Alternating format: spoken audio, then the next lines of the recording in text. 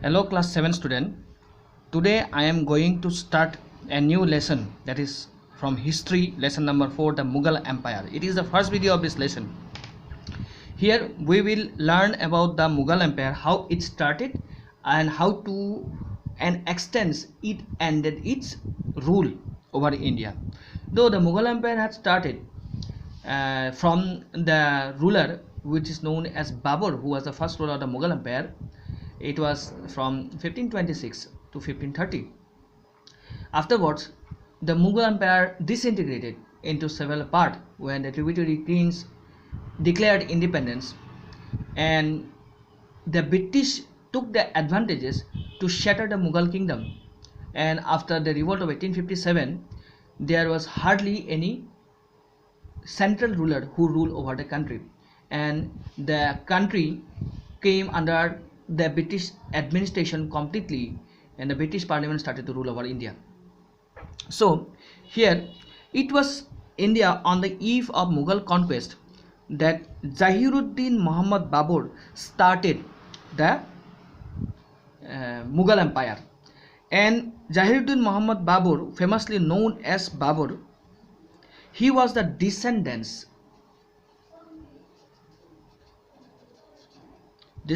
of Timur and Genghis Khan. By the age of 21, Babur had conquered Kabul. Conquer means attacking Kabul and took into the throne of Kabul. He now began to look towards India because he had heard about the richness of the Indian subcontinent. Before Babur, many rulers came to India just for attacking and looting all the resources from India, that is gold, whatever it is, wealth. But Babur, though he wanted to attack India, but not for loot, but for ruling over India, and thereby he established his kingdom in India, and about whose wealth he had heard about many stories, that is about the country India. He made 4 exploratory attacks into India. He made 4 attacks into India, none of which were completely successful. It is because of the effort of the Mughal Empire, who have started its effort there and wanted to rule over India, and they were started the ruling. Though these attacks were not successful,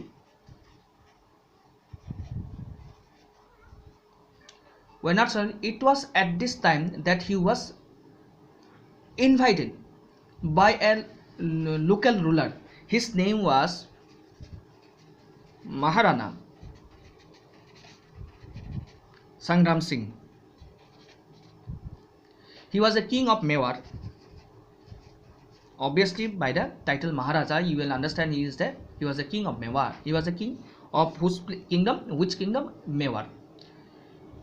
He was known popularly as Rana Sangha, and Daulat Khan Lodi, the governor of Punjab, who to engage and defeated Ibrahim Lodi, the last of the Delhi Sultanate. Babur agreed. So who was the Delhi Sultanate? Delhi Sultanate was there before the Mughal came. So there, the Babur was a military genius who skillfully combined his artillery with his cavalry to win battles. Cavalry means the soldiers group. Artillery means the weapons, the ammunition that Babur used to it. The Indian soldiers were familiar with big guns, but not the light field artillery, as muskets used by Babur. Babur inflicted a crushing defeat on Ibrahim Lodi in the first battle of Panipat.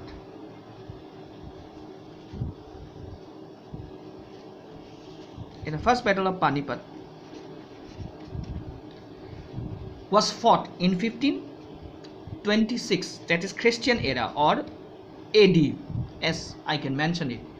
So the Indian soldiers were familiar with big guns, but not the light field artilleries. The big guns were more destructive, but also when there are smaller artillery, smaller weapons given to each and every soldiers of the Babur, it becomes more dangerous, and ultimately Babur inflicted and defeated Ibrahim Lodi in the first battle of Panipat. So and again another battle was fought, the battle of Khanwa. It was fought in 1527, right after 1 year after the battle of Panipat. Rana Sanga and Daulat Khan Lodi had thought that Babur would return to Kabul after defeating the Delhi Sultan. But as I have already mentioned that Babur did not come to attack India only for wealth. He came to attack India for ruling over the whole country. And it is obvious that Babur would not return. Babur did not return to Kabul after defeating the Delhi Sultan. However, having conquered Delhi, Babur decided to stay in India. So in 1527, Rana Sanga, angered by Babur's decision, formed a confederacy, that is a union of Rajput princes, and led them in battle against Babur. So Rana Sanga again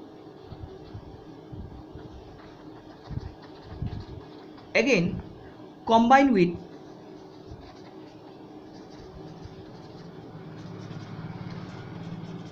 other Indian rulers attacked Babur. So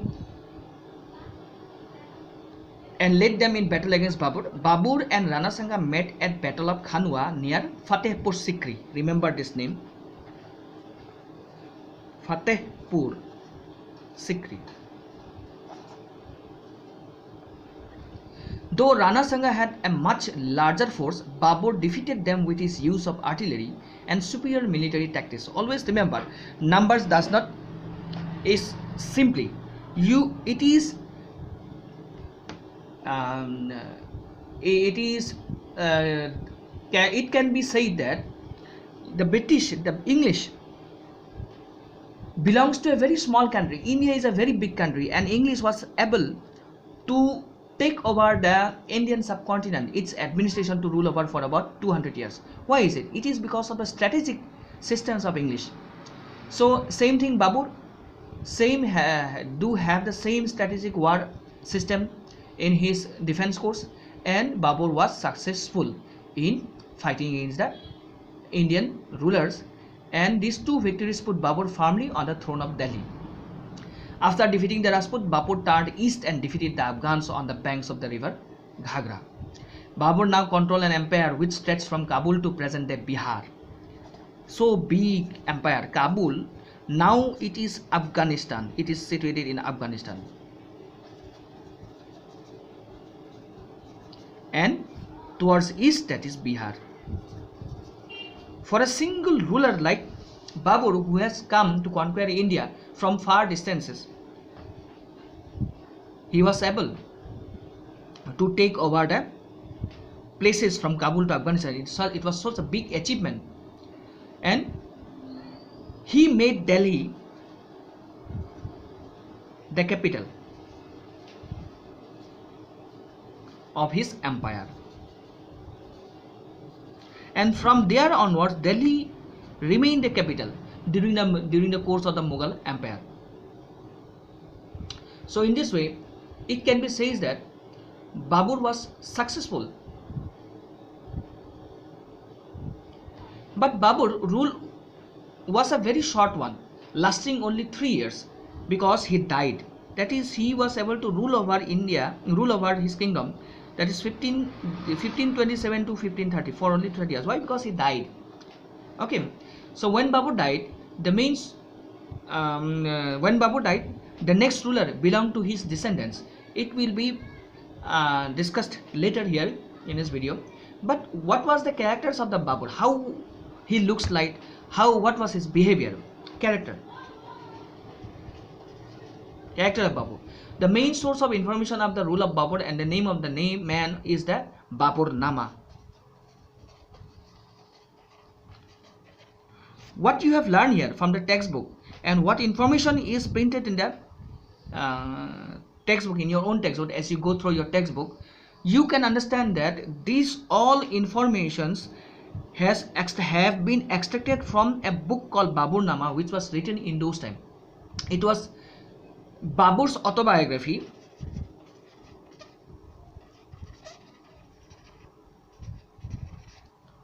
In the language called Turkish language.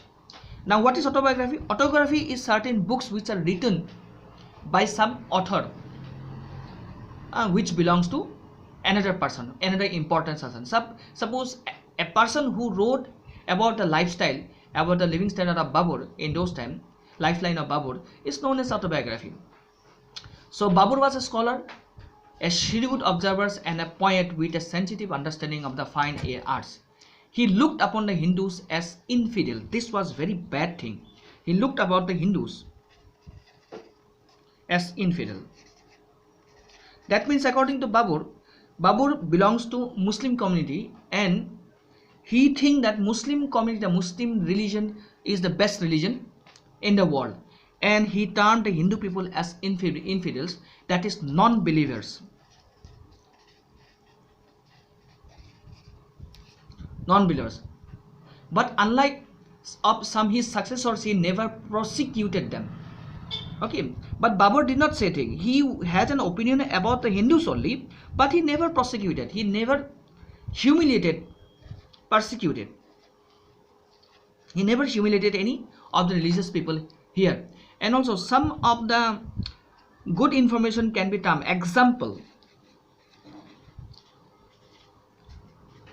can be termed when Akbar came into throne, because Akbar was a far-sighted people, and he used to see all the type of religion, Hindu, Muslim, whatever it is, as a single and as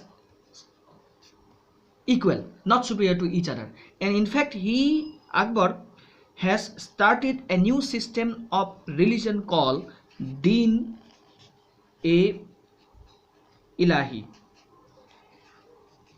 By combining everything, by combining every good things from every religion, from Hindu, Sikhism, from Islam. So the contribution of Akbar was great. After Babur came Humayun. Remember this, first Babur, then Humayun, who ascended the throne in Delhi in 1530 after the death of Babur. Babur left an empire to his son which was yet to be consolidated. Humayun tried to enlarge his empire by annexing present-day Gujarat, part of Rajasthan and Bihar. That means he tried it. That is, he wanted to expand his kingdom. Gujarat, Rajasthan, and also Bihar. As already I have mentioned, till Bihar was there. Though he was an able commander, he did not possess the sustained spirit and energy of his father. Added to that, he had to face strong opposition from his own brother, the Afghans nobles and Babur Shah of Gujarat. So, during the tenure of the great kings, they were not able to rule over peacefully. They had to struggle, they have to fight to take the powers from the other rulers and bring into peace, and also bringing the whole territory of the country together consequently, gradually, and in this way the kingdom was becoming larger and larger and larger, and later the influence of the kingdom of Mughal Empire increased. So this was one of the great achievements of Babur and also his son Humayun.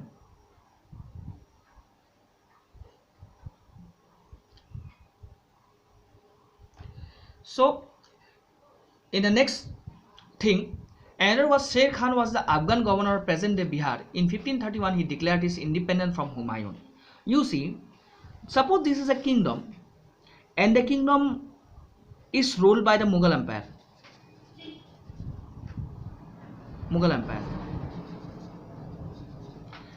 Say, let's take up the name of Humayun, the Mughal Empire. He was the central form of governing. But alone Humayun cannot rule over it. He need to appoint certain governors or some other ruling people who can rule the country by dividing into several small pieces. These small pieces were called as tributary king. Tributary king. So this king belongs to the can be said as governor or small kingdom. So Sher Khan was also an Afghan governor of present day Bihar. So Bihar, then Gujarat, then Delhi was also there, who is in a central form. In this way, Kabul was also there. In this way, small kingdoms like Bihar, Gujarat were ruled over by this tributary king. And this tributary king paid tribute, taxes to the main governor. Like all the state government of India now are accounted according to the Constitution of India to the central government. That means the central government is headed by Modi, and each and every state government is headed by one chief minister. Like Assam has a chief minister, Sarbananda Sonowal. So in this way, the Sher Khan declared independence. He says that no, I am not going to remain suppressed under Mughal Empire. I want to be independent, and he declared independent from Bihar, and he became an independent kingdom away from the subjugation of the Mughal Empire. So in this way, Sher Khan defeated Humayun in a battle of Chausa. In 1540, Sher Khan dealt Humayun a final blow in a battle of Kanauj. In this way, battles were being fought. Humayun also fought many battles. Humayun need to fled to Sindh also, and then to Persia, where he remained in exile for 15 years. His son Akbar was born during this exile in Sindh. So the son of Humayun, Akbar. It is because of the effort of the Akbar who was able to rule over the country later after the Humayun by altering different kinds of policies that has been enacted by his ascendants like Babur or Humayun. So in this way, after Akbar, the ruling of Akbar, the administration of Akbar can be discussed in the later part of the videos. So for today, this session is over. And when Babur was not here for 15 years, he was remained in exile. There was a short ruling period, that is from 1540 to 1545 AD. Sher Shah Suri used to rule over the country, and his capital was in Delhi again. In this short rule over 5 years, he proved to be a capable leader. Sher Shah was an excellent administrator who introduced many reforms. He brought crime under control. He built the Grand Trunk Road, which is called as Sadak-e-Azam, and a network of caravanserais for travelers. That means that when the travelers need to stay in the night, like a hotel type, it is called like that. Planted trees and dug wells. The Grand Trunk Road ran for 3,000 km from East Bengal to Peshawar. It still exists now, passing through Agra, Delhi and Lahore. And also he controlled the empire with the help of a powerful central army. He personally inspected, appointed and paid the men. Very great, many contribution he has done. So Sher Shah introduced the silver rupee called the rupiah. So Sher Shah introduced rupiah, and it is from the term this rupiah, the term rupees, Indian rupees has come as a standard mode of exchange. Gold coins called mohar, silver is called as rupiah, gold called as mohar, and copper called as dam, or in some countries like dinar, were also minted by his government. Sher Shah reforms in coinage were later adopted by Akbar, and the term rupiah came into common use. He died while fighting the Chandelas in Kalinjar. He was 75 at this time. You see, till this age of 75 years, in those days living for about 75 years of age was a great achievement. With the death of Sher Shah ended the reign of one of the best rulers of the throne of Delhi. So learning from Sher Shah, after Humayun, when Akbar came, Akbar followed the steps of Sher Shah. and tried to rule over the country, and during his tenure he brought certain peace and tranquility in the kingdom. So in this way we come to know that Akbar was a very good peace loving people. But for a short time Humayun, after the death of Sher Shah, returned back. India enjoyed peace and stability during the reign of Sher Shah Suri, as I have already mentioned. But unfortunately his successor did not have his capability as a ruler of administration. That means his son, whatever, he goes on ruling. Then Humayun took advantage of this weakness to invade India. He captured Lahore, Agra and Delhi.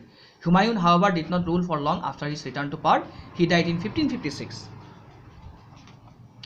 And he was succeeded by his son Akbar. So it is in this way Akbar took the rule over the kingdom, and he ruled for about a good period of time. So next day we will discuss about the Akbar rules. Today I hope so you will try to understand, and in this next class I would like you to have your own questionnaires from this video. Whenever you find any difficulties, make out your questionnaires and you can ask into the WhatsApp group. So for the time being, thank you.